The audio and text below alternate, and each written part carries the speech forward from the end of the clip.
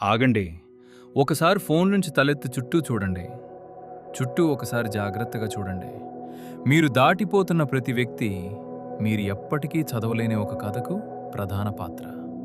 ఆ మూలలో పండ్లు అమ్ముతున్న వ్యక్తి బహుశా 3 సంవత్సరాలుగా ప్రశాంతంగా నిద్రపోలేదేమో. ఫోన్లో మాట్లాడుతున్న ఆ మహిళ తన జీవితాన్ని మార్చే వార్తను ఇప్పుడే విన్నదేమో. అక్కడ పరుగెత్తుకుంటూ వెళ్తున్న ఆ చిన్న పిల్లవాడు ఈ వారమంతా అనుభవించే అత్యంత ఆనంద క్షణంలో ఉండొచ్చు. కానీ మీకివేమీ తెలియకపోవచ్చు కూడా. వాళ్ళకిష్టమైన పాటుంటుంది, మర్చిపోలేని జ్ఞాపకం ఉంటుంది, ఎంతో మిస్ అవుతున్న ఒక వ్యక్తి ఉంటాడు, ఎవరికీ చెప్పని కలలుంటాయి, ఎప్పటికీ పూర్తిగా మానని గాయాలుంటాయి.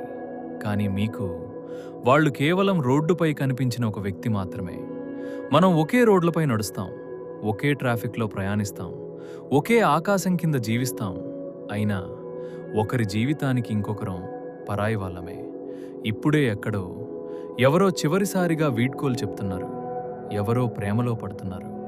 కానీ వారికింకా తెలియదు. ఎవరో జనాల మధ్య ఒంటరిగా కూర్చున్నారు. ఎవరో తీసుకున్న ఒక నిర్ణయం వారి జీవితాన్ని పూర్తిగా మార్చబోతోంది. ఈరోజు మీరు వారందర్నీ దాటిపోయి ఉండొచ్చు, చూశారు, కానీ నిజంగా గమనించలేదు.